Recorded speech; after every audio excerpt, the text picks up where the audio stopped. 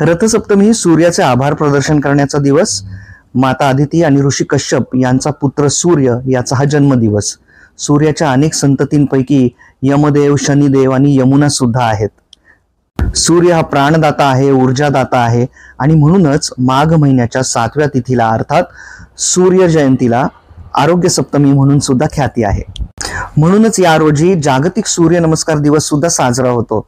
सूर्य नमस्कारामध्ये अनेक योग मुद्रा आणि आसन एकत्रितपणे केले जातात आणि त्या जोडीला प्रत्येक सूर्य नमस्कारासोबत एक सूर्याचे नाम सुद्धा उच्चारण केले जाते।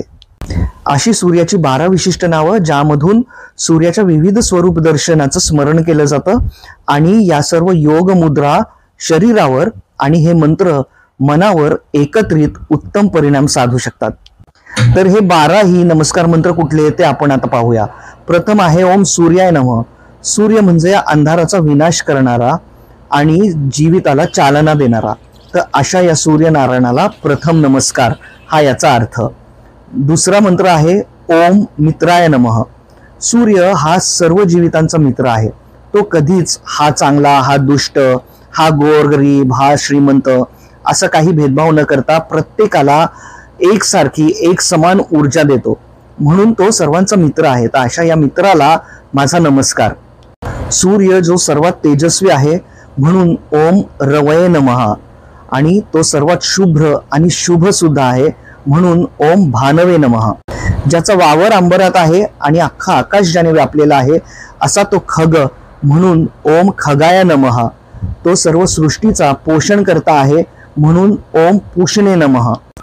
त्याची आभा सोनेरी म्हणून ओम हिरण्यगर्भाय नमः आणि अगणित किरणांनी आपल्याला प्रकाश देतो म्हणून ओम मरीचियाय नमः।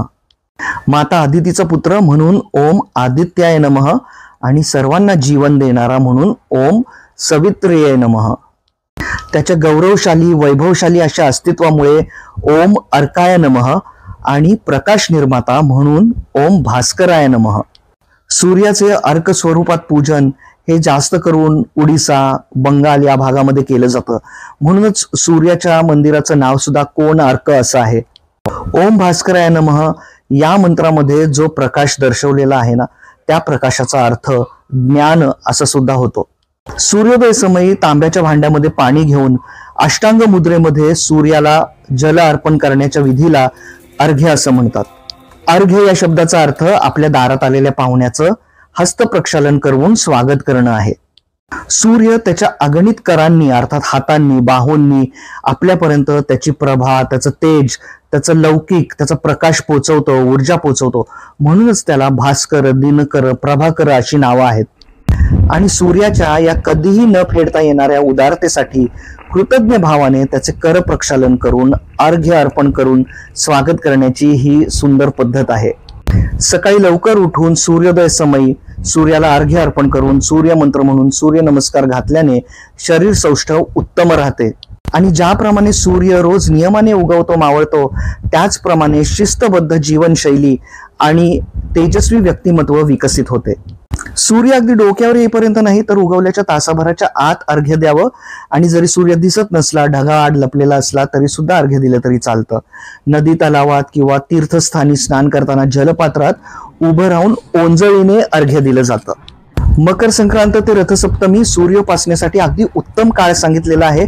आपण नित्य सूर्याला पाण्याचा अर्घ्य देत असतो, परंतु रथसप्तमीला दुधाचा अर्घ्य करण्याची पद्धत आहे आणि अगदी साधी सोपी पूजा आहे त्याची। रथसप्तमीच्या सूर्योदयाला चुलीवर तांब्याचं छोटं भांड किंवा मातीची सुगड ठेवून त्यामध्ये दूध आणि थोडेसे तीळ घालून उकळावे आणि ते पूर्व दिशेला उतू जाईल अशी खबरदारी घ्यावी। आपली आवड, सवड, हाऊस लक्षात घेऊन सूर्याचं हे व्रत आपण अधिक सागर संगीत सुद्धा करू शकतो। आम्ही चुलीभोवती छान रांगोळी काढतो, सूर्याची प्रतिमा जमिनीवर काढतो आणि त्याला तांबडं पुष्प वाहतो अशी पद्धत आहे म्हणतात। आणि सगळ्यात महत्वाचं म्हणजे दूध उतू घालवताना सूर्याचं नामोच्चारण किंवा मंत्रोच्चारण नक्की करावं। सूर्याबाबतचे खूप सुंदर सुंदर मंत्र, श्लोक, स्तुती आपल्या वेद पुराणात सांगितलेले आहेत। आपण पाहूयात काही आज। ओम ह्राम ह्रीम ह्रौम सः सूर्याय नमः हा सूर्याचा बीज मंत्र जो आहे तो त्याच्या सर्व शक्तींची स्तुती करणारा आहे. सूर्य केवळ प्रकाश निर्माताच नाहीये, तर केवळ त्याच्या अस्तित्वाने अनेक शारीरिक मानसिक व्याधी बऱ्या होऊ शकतात, असा तो धन्वंतरी. जपा कुसुम संकाशम काश्यपेयम महाद्युतीम तमोरिम सर्व पापग्नम प्रणतोस्मी दिवाकरम. या स्तुतीमध्ये सूर्याचं दिव्य स्वरूप आणि अस्तित्व संक्षिप्तपणे समजावण्याचा प्रयत्न केलेला आहे. जास्वंदाच्या फुलासारखं लाल बुंद आणि तेजस्वी ज्याचं स्वरूप आहे, सर्व अंधार सर्व पाप विनाश करण्याचं सामर्थ्य ज्याच्याकडे आहे आणि दिवस निर्माण करता जो आहे, अशा काश्यपाच्या पुत्राला माझा नमस्कार, असं या मंत्रातून सांगण्यात आलेलं आहे. नमः सूर्याय शांताय सर्व रोग निवारणाय आयुर आरोग्यम ऐश्वर्यम देही देव जगतपते. या मंत्राच्या माध्यमातून आपण सूर्याकडे शांती, उत्तम आरोग्य, आयु आणि ऐश्वर्याची याचना करू शकतो. आदिदेव नमस्तुभ्यम प्रसीद मम भास्करम दिवाकर नमस्तुभ्यम प्रभाकर नमस्तुते. या मंत्रामध्ये सूर्यदेवाला प्रथम देव अर्थात आदिदेव म्हणून संबोधिले आहे आणि त्याच्या उदारतेची दिनकर, भास्कर, प्रभाकर म्हणून प्रशंसा केलेली आहे. त्रैगुण्यमच महाशूरम ब्रह्मा विष्णू महेश्वरम महापापहरम देवम तम सूर्यम प्रणमाम्यहम.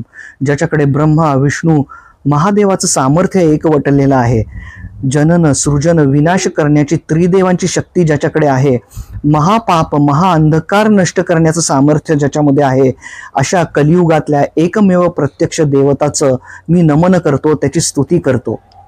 रथसप्तमीलाच बाळांचं बोरनान आणि महिलांच्या हळदी कुंकवाच्या समारंभांची सांगता असते.